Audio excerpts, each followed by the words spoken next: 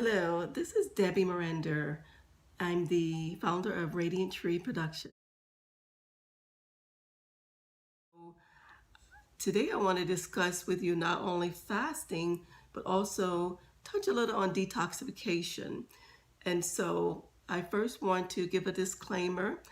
If you have any medical challenges, any health challenges, or any medications that you are taking under the guidance of a doctor, please consult with your doctor before you, participate in any fasting and or any changes to your diet. And so let's get into it. I first want to just touch on fasting. There's corporate fasting and there's individual fasting. Some individuals, they fast and pray. This is the typical religious or spiritual type of fasting. You don't just withhold food or drinks or whatever it is you're fasting from. You actually go before God and you pray as well. And so it signifies you sacrificing things that you really desire, certain foods, foods in general. And so we know that foods center around so much of our lifestyle. And so fasting and praying is something that certain churches launch corporately, and believing really for God to do something great in the year ahead. And then you have intermittent fasting. Now, intermittent fasting has become very popular, and so you have several things that go on when you're intermittently fasting. And first of all, it is when you only consume foods or drink in a small amount of space during the day. And so some individuals, they will give themselves a certain time to fast during the day or evening. And so some go all day, and then they will, start eating in the end of the day. And so it really varies depending on personal preferences. When you fast intermittent, several things go on in the body from a cellular level. You get the process of repairing the cells. The cells are actually they are disposing and removing unwanted or unproductive protein, old protein that just settles in the body or in cells and not functioning. And so when you intermittently fast, your body is at rest, but your cells, just like when you sleep, your cells are actually rejuvenating itself. And the same thing goes on at a cellular level when you fast. Your body is repairing, your cells actually are repairing itself. And it's removing the waste, and actually your body is adjusting to certain hormones also. And so those hormones, they store fat in the body for the time when you break your fast. And so your body is repairing itself, but also your body is adjusting certain hormones. And so when you eat continuously throughout the day, your body uses a lot of energy to reproduce, to metabolize and reproduce cells, and also metabolize the foods that you consume. So you gotta give your body a certain rest throughout the day. We have breakfast because we're fasting throughout the night. Some people break their fast with cereal, oatmeal. It's really not a good thing to eat anything very heavy when you wake up first thing in the morning. The best thing to consume when you wake up in the morning before you eat anything is water, purified water.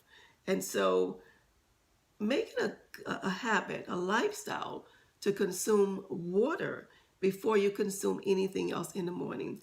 You allow your body to break that fast from the night, and you prepare your digestion to really consume and to digest properly by consuming water. And so that is a good thing to do. Also, you have the Daniel fast. And I'm going to read two scriptures actually in reference to Daniel, the Daniel fast, because we see here that he actually was on a 21-day fast, and he didn't consume any meat product. It was mostly vegetables, fruits, and whole grains. And so Daniel 1:12 states, "Please test your servant for 10 days and let them give us vegetables to eat and water to drink." He did that for 10 days. Now, Daniel 10:2-3 says, "In those days, I, Daniel, was mourning 3 full weeks. I ate no pleasant food, no meat nor wine came into my mouth, nor did I anoint myself at all till 3 whole weeks were fulfilled." And we know that Daniel kept his promise despite what the king tried to give him to eat or what the king said. And Daniel was found praying even when the king had a decree against it, because he believed in his God, but he consumed vegetables. Daniel consumed vegetables. He consumed whole foods. It was a type of partial fast that focused very heavily on vegetables and other whole foods, but he left out animal protein completely. So that is the Daniel fast. And you can do your research. There's certain protocols that individuals go on when they do the Daniel fast. But I want to also touch on cleanses, colon cleanses, because it is not the same as fasting, detoxification, detoxing your body. And really, the ideal time to detoxify the body is in spring or summer. The winter months, when it's really, really your body is trying to consume. Well, it's really trying to conserve its energy, because of the extreme weather. I would not recommend going on a deep detoxification during the winter months. Now, and so really this will prepare you for the springtime, when you can really go into more detailed fasting. But I'm going to just touch on some of the ways the body cleanses itself in a colon cleanse. Now, a colon cleanse, you can do fruits and vegetables. Some individuals, they will just do water, pure water, because, when you lack fiber in your body really do not, the colon does not move that waste readily. And so the body needs water. Even if you're consuming enough fiber, you need water to help move that fiber. Fiber is like a broom brushing against the colon. And so when you consume water, you help that process, you expedite the elimination of the fiber instead of getting compacted with the fiber. Also, there are certain herbs that help with the colon cleanse. Senna is one of them, Senna. Senna is found in some of the products of colon cleanses and some of your stool softener, the natural stool softener. Cascara is one of the more harsher ones, but that is also a part of some of the herbs that cleanse the colon. Liver cleanse, I'm going to only get into a few organs that does cleanse, because we have so many, we have quite a few organs that are cleanse organ. Our skin is one of them. Liver, lung, and kidneys. These are the three I'm going to focus on, other than the colon cleanse that I just briefly mentioned. Certain herbs assist the liver and cleansing itself from toxin and builds up. And we know that the liver is really one of the biggest, besides the skin, the biggest, the largest system that detoxify. It comes in contact with so much throughout, that the blood has to circulate other than the kidneys. So the few herbs, and I'm not going to go over the function of these herbs. I am actually going to cover that in a subsequent video. So I actually, I invite you to look out for that next video. Milk thistle is one of the herbs that we commonly hear that cleanses the liver. Ginseng is one of them. It's a Chinese herb, and it actually it really helps energize the body as well. Green tea is an antioxidant. It actually protects the body from oxidation. It really helps with liver cleanse, and it helps with cleaning the lungs, and it's just even with to maintain weight. It helps to maintain weight at a reasonable level. Of course, with other dietary management as well. Turmeric is another herb that helps cleanses the liver. And also garlic. Garlic is very, very common, and we can cook them, but we can also eat them raw in in salads, and in so many ways that we can consume garlic. So those are really just a few herbs that help clean the liver. That's milk thistle, ginseng, green tea, turmeric, and garlic. When we get to the lungs, now we also, before I get into certain herbs for the lungs, I want to make a point. It is very, very important that you consume less foods that produce mucus, because mucus builds up in the lungs from foods and certain drinks. Milk is a big mucus producer. And so there is a book out called the Mucusless Diet. I think that's it.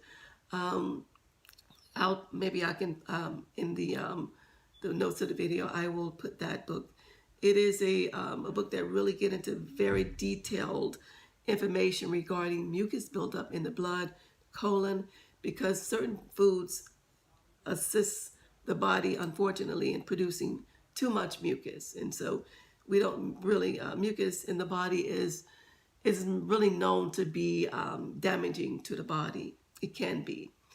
And so the lungs, sometimes there's too much mucus that the lungs have to handle, and it cannot properly cleanse itself, and there is poor air exchange.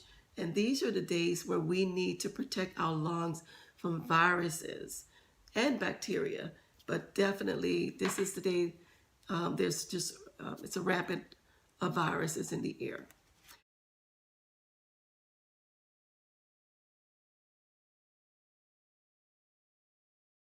Osha root is an excellent herb for the lungs, as well as eucalyptus, lungwort, oregano, plantain leaf, lobelia.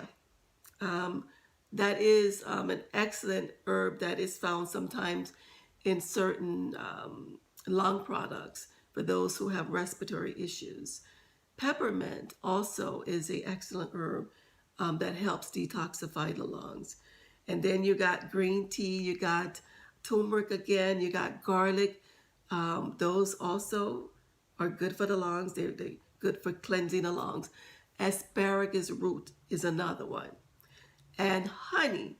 Now, when you choose honey, make sure that you're choosing raw, uncooked honey, unprocessed honey, because you don't want all of the enzymes and all of the healing effect of the honey processed out. So choose raw honey. It may cost a few more dollars, but it's worth it. Also, you have a herb called dangquai. It is a Chinese herb, and it's also found in some of the herb supplements that individuals find themselves taking, certain brands that have that in it, that actually helps detoxify the lungs, and it helps rejuvenate the lungs. And some of these actually are anti-inflammatory. They help with reducing inflammation in certain organs. Now, the kidney, when we're speaking of kidney, the kidneys is the organ that consumes so much blood, and those, the waste in the blood from the kidneys, it actually excretes, it turns into urine. Urine is excreted through the kidneys, then it goes to the ureter, and then the bladder, and then the urethra, and then we eliminate it. That's waste.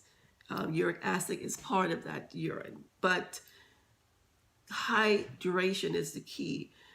Your kidneys need hydrated and need that extra fluid to help that blood flow through the kidneys and help with the filtration. We have fruits like grapes, cranberries. Also, there is a tea, hydrangea tea. It's like the flower, the tea of the flower. And one thing I want to bring out is brown seaweed. Brown seaweed is a protectant of the kidneys for those individuals that are diagnosed with diabetes, where their sugars are very high, and there are certain medications the doctor give to protect the kidneys. Also, brown seaweed is something you may want to research. Of course, it goes back to my disclaimer. Try to find a practitioner, natural health practitioner, or a medical practitioner that knows herbs and that can safely guide you as to whether you can take brown seaweed. And so that is all. I touched on fasting, the corporate fast, the intermittent fast, the Daniel fast, and then I touched on some of the colon cleanses, the colon cleanse, the liver cleanse, the lung cleanse, and the kidney cleanse. And so that's all for now. But there's going to be another video coming out where I actually get into some of these herbs and how they cleanse the different systems that I mentioned. And so until then, thank you for listening. And I just invite you guys to just try to eat properly. Now is not a time to consume junk foods and things that are not healthy for you. It's time to maintain a healthy lifestyle. And so until then, until next time, stay healthy and stay blessed. God bless.